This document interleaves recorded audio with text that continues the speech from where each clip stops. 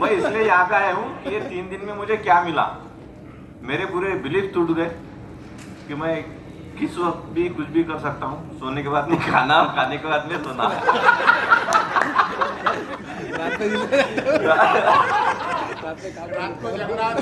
रात को जगना और दिन को सोना। क्या बात है। हाँ, खाना एक तो क्या है कि सबसे पहले मुझे ऐसा लगता है कि डाइट करना एकदम खतरनाक काम है। एकदम अपन दिन ब दिन डाइट करते जाएंगे, लेकिन यहाँ पे आने के बाद में ऐसा पता चला कि चाय के टाइम में समोसे, पाव भाजी, दही के साथ में पराठा, दही पराठा खाते हैं ना सर, दही के साथ में उपमा, एकदम बढ़िया टेस्ट। लेकिन मेरा ऐसा बिलीव था कि दही के ऊपर अपन चाय कभी नहीं पी सकते। चाय भी पिया, कभी भी पिया।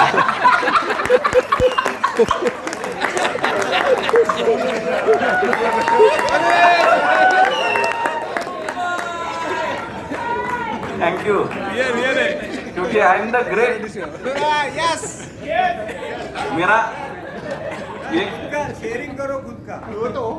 कर रहे ना सर, थोड़ा थांबा आपण सगळे एक सगळं बाहेर काढू। करू बाहेर थांबा जरा। और रात को कभी भी मेरी ऐसी बिलीफ थी कि मैं 1-2 बजे के बाद में कभी भी, यानी मेरी नींद ऐसी रहती कि वो एक कुंभकर्ण की तरह मैं एक बार सो गया। लेकिन आज पहले दिन थोड़ी सी दिक्कत हो गई। मुझे बहुत सारे लोगों ने उठ रहे। दूसरे दिन दोरका सर को मैं सवेरे के टाइम में बोला भी कि सर आज मैं वापस येणार, मतलब संध्याकाळी आज मैं वापस आ जाऊंगा। लेकिन जो मैडम का सेशन हुआ कि उन्होंने अपनी जो पावर है इनबिल्ट, खुद को कमिटमेंट दो कि मैं मेरे लिए जो मेरे कन्वर्सेशन है मैंने क्रिएट किया कि आई एम कैंसर फ्री, और वहाँ से मैंने खुद को देखा। तो वो थैंक यू।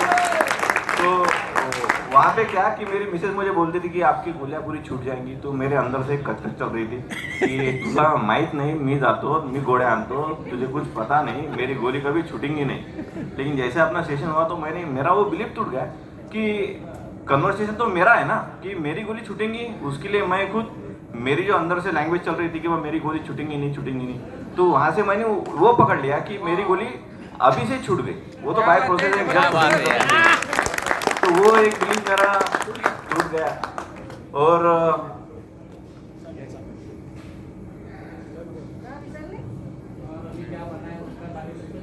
क्या नहीं, वो तो अभी जाके पता चलेगा क्या क्या है। और हाँ, पहले हसून घ्या। चिकन के अंदर पनीर,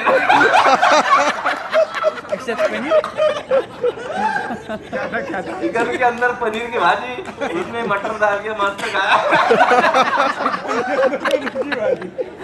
और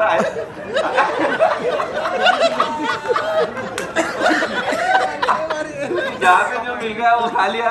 तो सब ऐसा लगता है कि भाई चिकन के ऊपर कभी दही नहीं खाएंगे, चिकन के ऊपर कभी आइसक्रीम नहीं खाएंगे। वो सब बिलीफ टूट गए। और ऐसा बिलीफ हो गया कि बॉडी को कुछ भी दो, माइंड में अगर उसका इश्यू नहीं है तो वो आपकी बॉडी पर इम्पैक्ट ही नहीं करेंगी। अपन घर के चलेंगे, सही है। नहीं तो फिर ये फूड पॉइजनिंग हो जाएगा, वो फूड पॉइजनिंग हो जाएगा। कुछ भी दो, कैसे भी दो, सिर्फ यहाँ से पावर रहेंगी और वो फील करेंगे कि यस आई एम पावरफुल। तो उसका इम्पैक्ट, साइड इफेक्ट कुछ भी होगा ही नहीं बॉडी पे। तो वो मैंने 3 दिन में बहुत बढ़िया फील किया। तो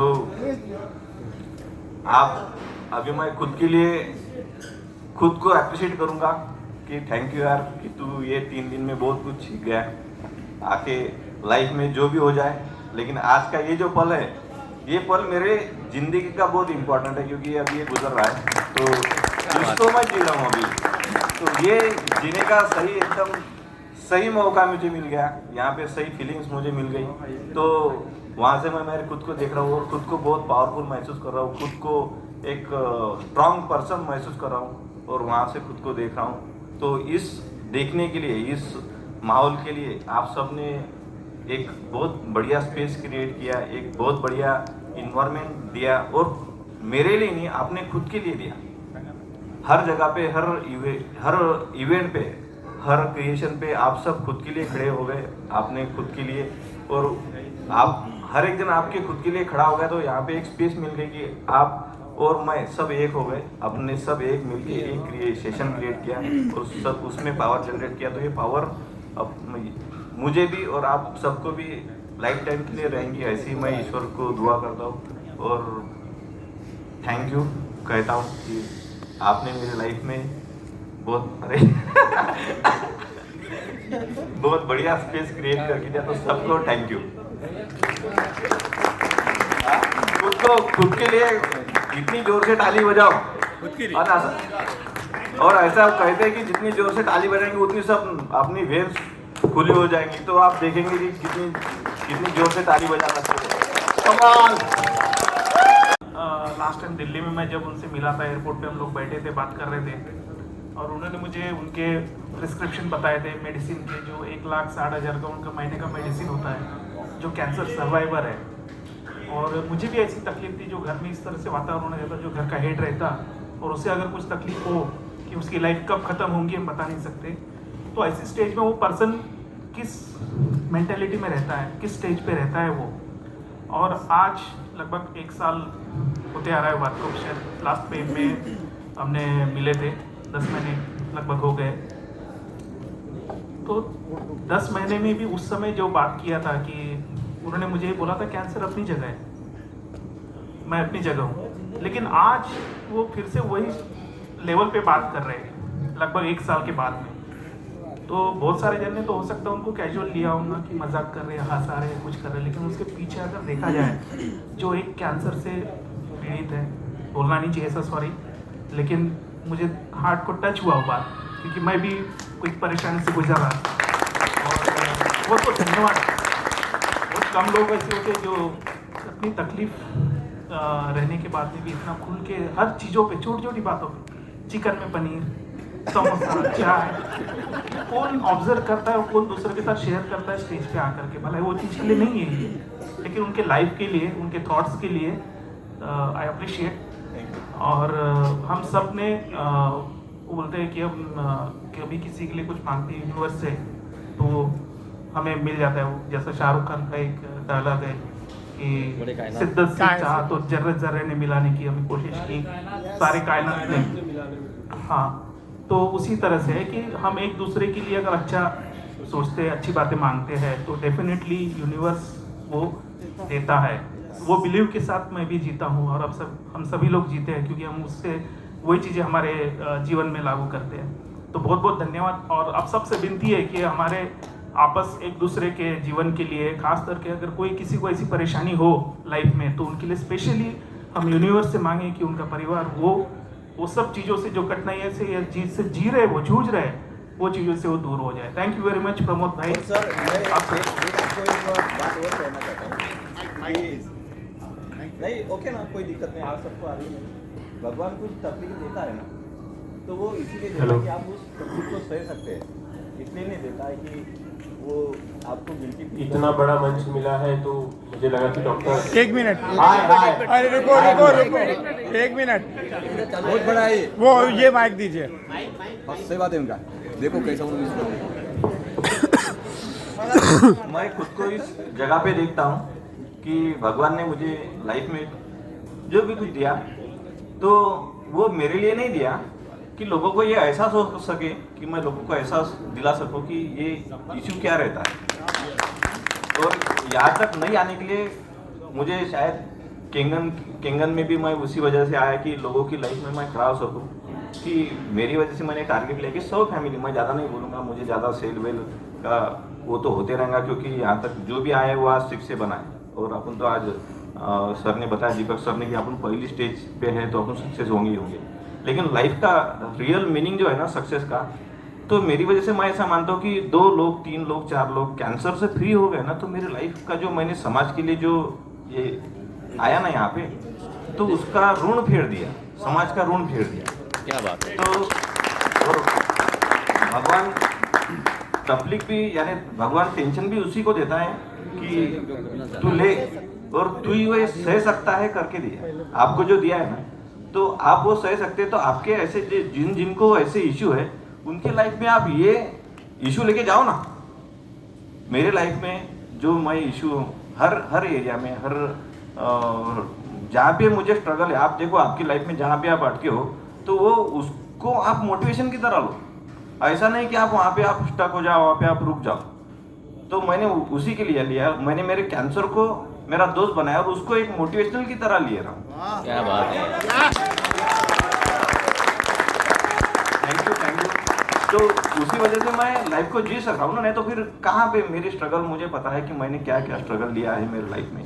6 घंटे की मेरी लाइफ दी डॉक्टर ने, आज 6 साल हो गए मुझे। और पहले एक सबसे मेन बात क्या है कि ये सब जो मेरी जो थिंकिंग है ना, सब मैं कौन से दोस्तों के साथ में रहता हूँ उस पर डिपेंड रहता है कि मैं कैसा हूँ। तो सही में जो हमारे जो दोरकर सर है, मेरे जो सबसे बेस्ट फ्रेंड है विठल दोरकर सर, खड़े रहिए मुझे, क्योंकि सबसे मेन बात क्या है ना, आप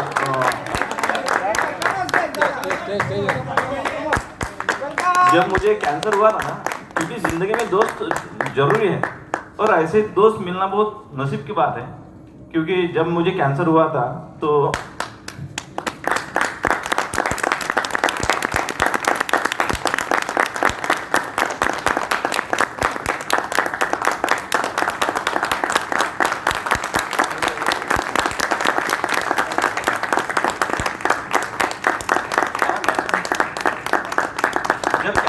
मैंने मेरे घर पर जब डिटेक्ट हुआ था ना, तो घर पर मैंने किसी को नहीं बोला था। लेकिन ये ऐसे आदमी की मेरी लाईफ में मैंने इनको शेअर किया था की विठ्ठल भाऊ यावर थोड्या मला असा एक इश्यू झालेला आहे, पण तुम्ही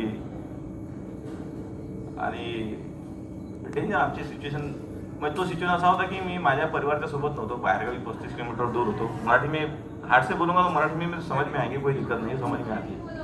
हाँ बोला क्योंकि वो ऐसी सिचुएशन होती है कि जब मुझे डॉक्टर ने बताया, मुझे तो बताया नहीं क्योंकि उनको पता था कि कोई पेशेंट को कोई डॉक्टर बताता नहीं। जब बताया तो मेरे भाई को बताया, उन्होंने फ़ोन पे बताया, मैं अकेले डॉक्टर के पास में गया था, फ़ोन पे बताया और मेरे फ़ोन में वीडियो ऑडियो रिकॉर्डिंग था, मैं बाहर आके उसको सुन लिया और फट से पूरी लाइफ सामने आ गई। छोटे बच्चे का चेहरा एकदम लाइफ के सामने आ गया कि सारी ज़िंदगी अपन एक ईमानदारी से लाइफ जिए, लेकिन ये अपने लाइफ में क्या इशू आ गया कि डॉक्टर ने बोल दिया कि इसको कैंसर है, आप इसको डायरेक्ट अभी के अभी, क्योंकि WBC की रेंज जो रहती है ना बढ़ने की 10,000 लिमिट रहती है, तो मेरी वो टाइम में 1.5 लाख थी वही टाइम में जब डिटेक्ट हुआ था। तो अभी कभी इसको आज के आज ले जाओ और डॉक्टर के पास में, आप तो आकला दिखाओ, यहाँ तो नागपुर दिखाओ या फिर बॉम्बे दिखाओ। तो वो टाइम में मुझे कुछ सूझा नहीं, तो मुझे वो टाइम में इस आदमी का चेहरा सामने आ गया कि किसको बताओ ये तकलीफ।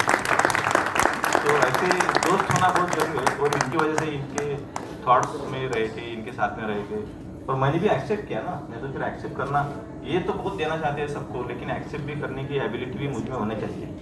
तो वो हिसाब से मैंने देखा और इनको बताया। हम गांव के थोड़े से बाहर गए, एक 5-10 किलोमीटर बाहर गए, तो वहाँ पे ये बोले की रडून घ्या म्हणे किती रडायचं आणि नंतर पाहते की कसं करायचं। और मैं बाहर रहता तो बहुत डिफिकल्ट सिच्युएशन थी वो। और सगळ्यांचे मुलगा 2 वर्षाचा होता, आई वडील मिसेस यांचे चेहरे फटाफट डोळ्यांसमोर येतात ते सिच्युएशन, ते पेन मला अजूनही क्लिअर होते की यांचे डोळे चेहरा, आता यांना मी सांगू का, इनको मैं क्या बताऊँ कि यार ऐसा ऐसे हो गए, उनके पूरे सपने मेरे पे डिपेंड और मुझे ऐसा हो गया, तो इनको मैं बताऊँ क्या। तो अभी भी एकदम नर्वस फील कर रहा हूँ वो बारे में, तो इनको बताओ क्या। तो वो अभी भी शब्द नहीं उनको कैसे बताना, वो टाइम में अभी मैंने अब तक भी उनको बताया नहीं, लेकिन उनको बताओ क्या, तो वो सूझा ही नहीं कुछ भी। तो ऐसे हर जो पेशेंट है, हर जो आदमी है, हर जो कुछ भी इश्यू अपनी जिनके जिनके लाइफ में है, तो उनको वहाँ पे जाके अगर आप हेल्प करेंगे ना, तो आपको सक्सेस होने से कोई नहीं रोक सकता ये लाइफ में। और जिस दिन आप वहाँ पे जाएंगे तो ऐसा नहीं कि पैसे से अपन सक्सेस नहीं गिन सकते। पैसे से अपन आज जिंदा है, आज वो थॉट्स को लेके मैं जिंदा हूँ, आज वो थॉट्स को लेके मैं जी रहा हूँ और बढ़िया सेटिस्फाइड लाइफ और हेल्दी लाइफ और हैप्पी लाइफ जी रहा हूँ, तो ये यही मेरा सक्सेस है ना। सही है, राइट, बहुत बढ़िया। ये मानना जरूर है ना कि जो है राइट नाउ मैं अभी सक्सेस हूँ। सही बात। डिपेंड जो जर्नी है लाइफ की सक्सेस होने की, जाने आज पावरफुल पैसा कमाने की, ज़्यादा बड़ा पैसा आज जहाँ पे है वहाँ से बड़ा पैसा कमाने की, तो वो तो चलती रहेंगी, वो तो है, तो अपन तो करते रहेंगे, कॉन्फिडेंस है अपन करेंगे। लेकिन जो हैप्पीनेस है वो इसी क्षण में, तो उसी क्षण में मैं हर पल जीता हूँ, बढ़िया करके हर छोटी छोटी बातों का एंजॉय लेता हूँ, मजा आती है। तो हमारे दोस्त, तो अपन वैसे जी नहीं सकते क्या इजीली? क्या जरूरत क्या है अपन जैसा मेरा ऐसा है जो मुझे ना मेरे पास में 2 व्हीलर 4 व्हीलर अभी तक नहीं थे, मैंने सब सपने मेरे भूल गया था।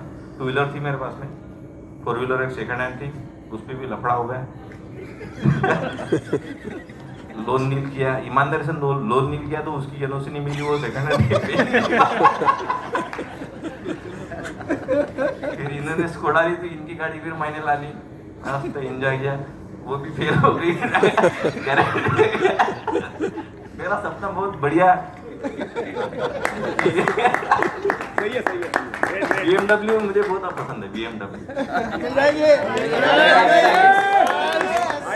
आएगी बिल्कुल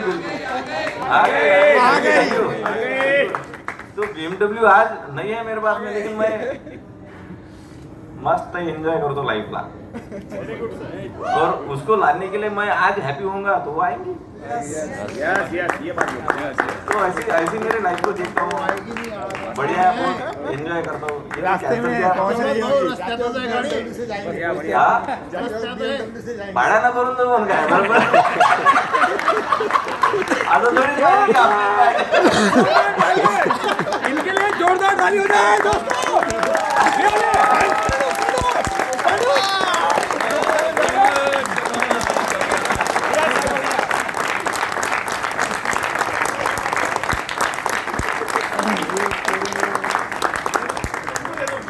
एक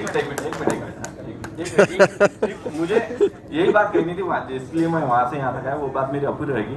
आप ईश्वर ने मुझे तकलीफ दी है तो इसलिए दी है कि मैं उसको झेल सकता हूँ। आपकी लाइफ में ईश्वर कुछ भी देगा तो इसलिए देगा कि वो झेल सकता है। आप में वो कैपेसिटी है कि ये ले मैं तुझे दे रहा हूँ, क्योंकि वो तो चॉइस दे रही ना, चॉइस नहीं दे रही ना मुझे। उसने मुझे ऐसा थोड़ी बोला कि ये ले तुझे कैंसर कैंसर देता है कि एक्सीडेंट लेता है। ऐसा अपनी प्रकृति, मदर ऑफ नेचर ऐसा कुछ देती है कि अपने को कि ये वो तो देती है झटका, और वो देने के बाद में अपन अगर वहाँ पे स्टैंड है, अवेयरनेस है। 8 दिन तो मैं बहुत डिप्रेशन में चला गया था, लेकिन उसके बाद में 8 दिन के बाद में लाइफ को जीना चल गया। तो ईश्वर ने मेरे में देखा ना कि ये आदमी ये सह सकता है करके, ये इसको ये देना जरूरी है। कैंगन कर सकता है, ये कैंगन कर सकता है, ये कुछ भी कर सकता है, कैंगन कुछ भी कर सकता है। सबसे कठिन रोल जो एक्टर को मिलता है। बिल्कुल, उसीलिए मैंने स्टैंड लिया ना, मैं ले सकता हूँ ना करके। मैंने आज तक भी मेरे जो भी कुछ फ्रेंड्स है, जो भी कुछ मेरे हर किसी, मुझे कॉल भी आए बहुत जगह के, मैंने उनको बोला कि आपकी जैसा अभी बहुत जनों ने इन्वॉल्व किया ना कैंसर को। आपकी टीम में भी कोई कैंसर होगा तो उसके साथ में बात करनी होगी तो मुझे कॉल करो। और उन्होंने मशीन लिए, ओपन मैं बताऊंगा एक मिनट। जी हाँ, तो वो इनके क्या जाता है मेरा 5 मिनट ही जाएंगे ना मेरी लाइफ से। कॉलिंग कर, आपको कॉल आएंगे 5 मिनट बोल सकता हूँ मैं, मेरा टाइम निकाल के क्या होगा, लेकिन वो मेरे 5 मिनट कन्वर्सेशन से वो आदमी अगर उसकी लाइफ में अगर खड़ा होता है तो उसके लिए मैं खड़ा हूँ।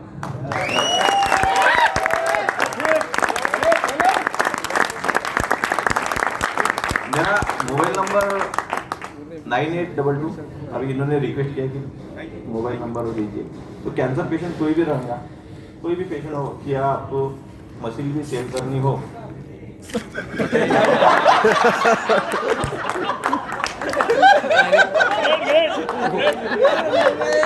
उनका नंबर आपको देना पड़ेगा ना। नाम और नंबर दोनों बताओ। नंबर 9822 101828। Repeat again.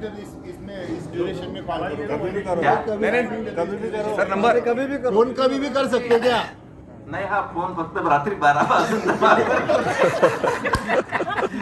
12 ते 5 नाही। 9822 10 सो बहुत बहुत थैंक यू। आपने मेरी जो बकबक थी वो सुन ली। नंबर बस एकच आहे मी एकच ठेवतो. परत सांगा असं नाही, हे आता काहीतरी म्हणणं आहे काय? नंबर रिपीट करा। अच्छा 9822 9822 101828 काय नाव आहे यांचं? प्रमोद उदावत। प्रमोद 101828। रिकॉर्डिंग में है। 12 बजे के बाद में फोन करना। नहीं, 12 बजे के बाद में नहीं। एरिक वाले जी के सेशन में हो गई। 10-18-28 नाव काय? प्रमोद उदावंत। तो थैंक यू मेरी लाइफ में एक जगह देने के लिए, मुझे लाइफ में बहुत सम्मान देने के लिए, मुझे लाइफ में एक स्टेज देने के लिए।